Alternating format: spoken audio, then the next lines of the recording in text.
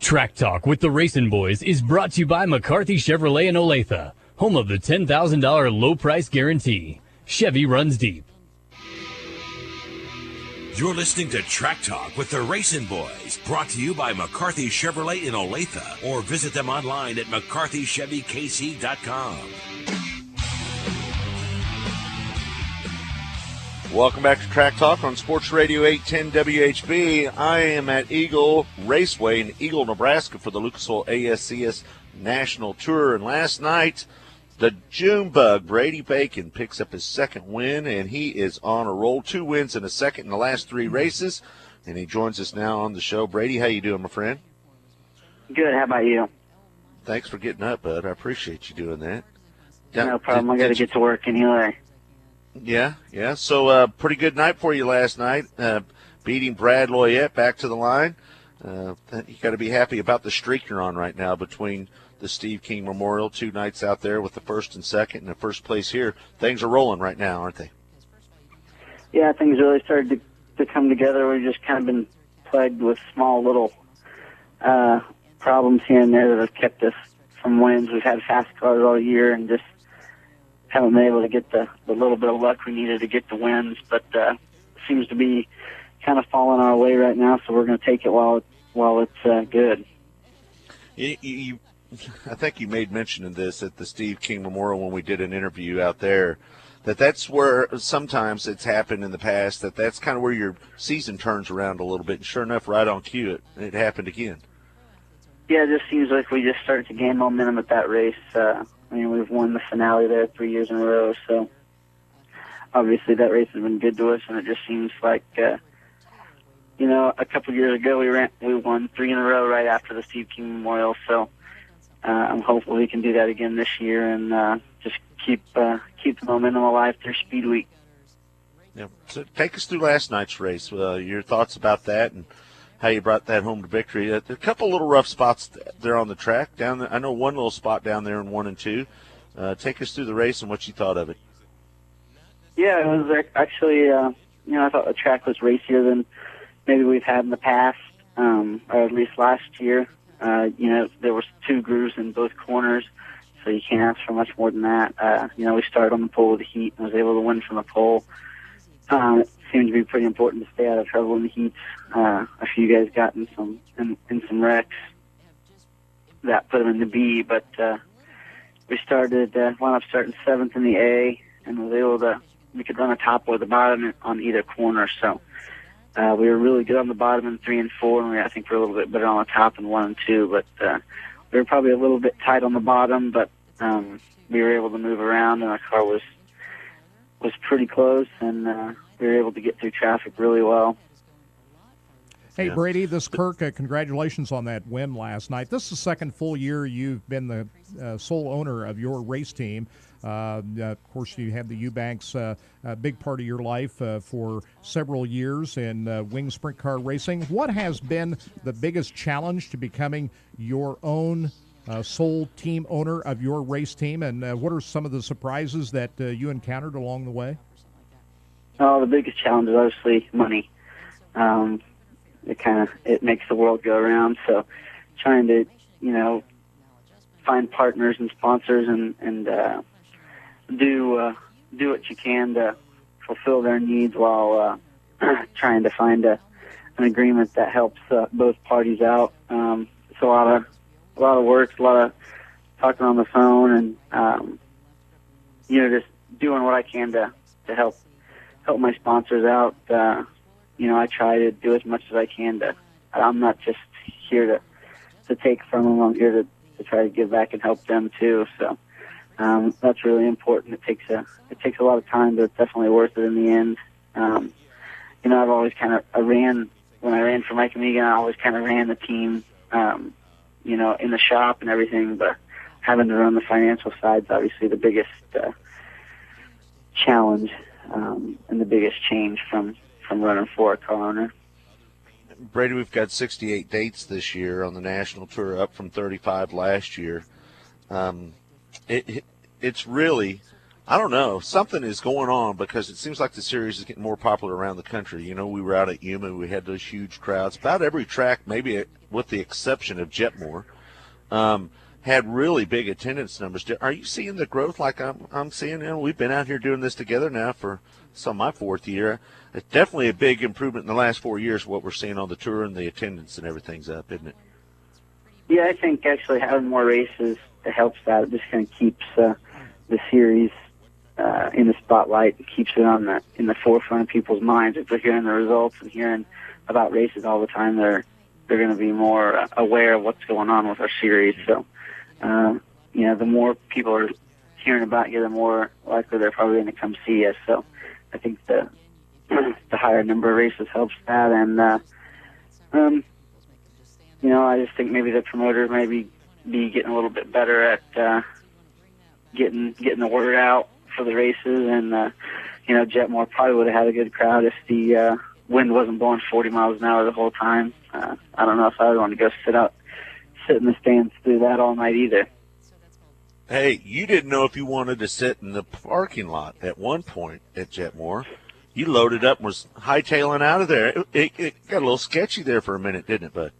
Yeah, I don't like to take the chance on the weather in western Kansas. You never know. I mean, one time the sun's shining, and the next time they're telling us the procedures for getting in the freezer in the concession stand. Problem was there was too many people in the pits to fill up that cooler. Somebody was going to get left out. That's kind of what my mindset was. There's a lot more people in here than the cooler's going to fit, so I'm going to get out of here. Yeah. Well, am I remembering right? Jetmore got tornadoed out once a couple of years ago. I've never been tornadoed out there. I don't know if it was an ASCS show. It might have been a late model show, but Jetmore has been actually tornadoed out at one point within the last few years.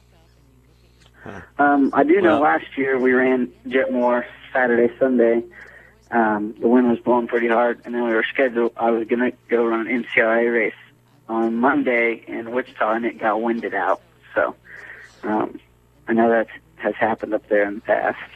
We almost had that problem down at Las Cruces last year, I believe it was, where they were blowing you off the track down there. That was pretty crazy stuff that we had going on. That. Hey, Brady, before we let you go, I got to talk about the Hut 100 that you won.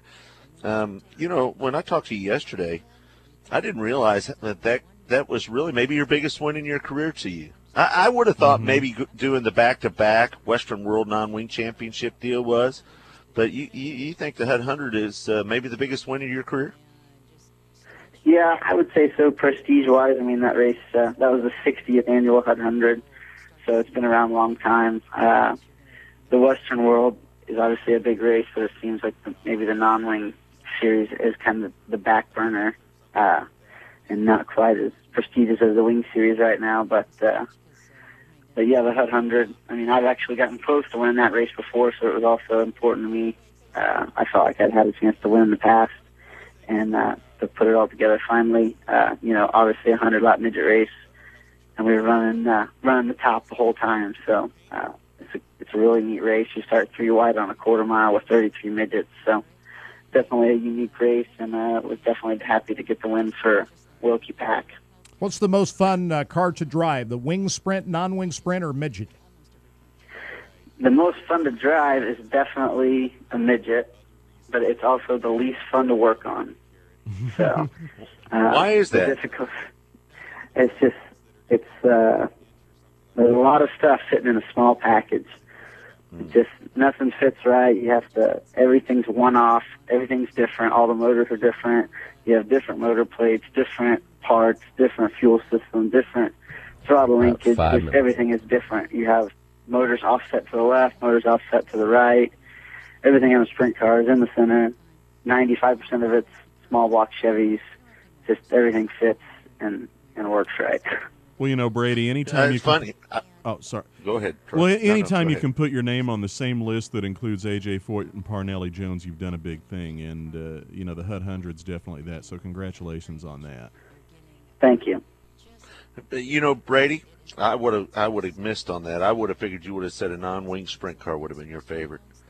Hey, let me ask you this, Brady. Wait, you go ahead. Yeah, sometimes a non-wing sprint car gets a little more on the scary side than the fun side. So That's a midget's just really fun. You can just really wrestle it around if your motor's running good. It's always been, one of the funnest cars for me to drive. Obviously, I enjoy non-wing sprint cars. Well, it's too bad you couldn't run two. There. It's too bad, Brady, you couldn't run 2 races in one night, because that midget race I saw out here at Valley Speedway, I know you would have loved to have been a part of that with Michael Pickens and Brad Anderson and Tyler Thomas going at it last night out here. Yeah. Midgets, especially on a short track, that's kind of where they shine. They seem to be really, really, they're just really fun to drive, and they always seem to put on a good show on about short track. 4 minutes.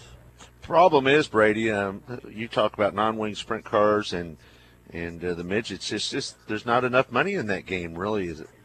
Yeah, the midgets is probably the worst, because it pays anywhere from $2,000 to $2,500 to win, and a midget motor costs as much as a brand new 360 motor, and you have to rebuild them in half the time, and they're twice as hard to work on.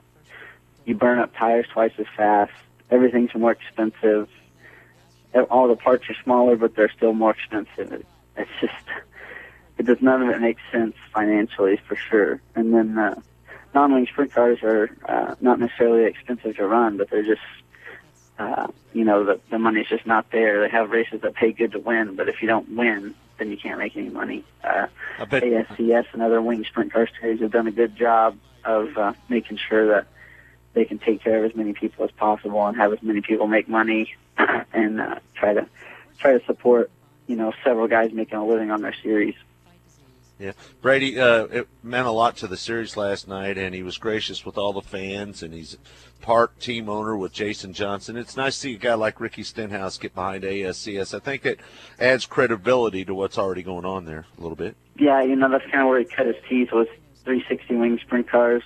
Obviously running the ditch and probably Little Rock, and I've seen him race ASCS Speed Week a few times. I think he was like 14 or 15, and he won at Tulsa Speedway in a Speed Week race.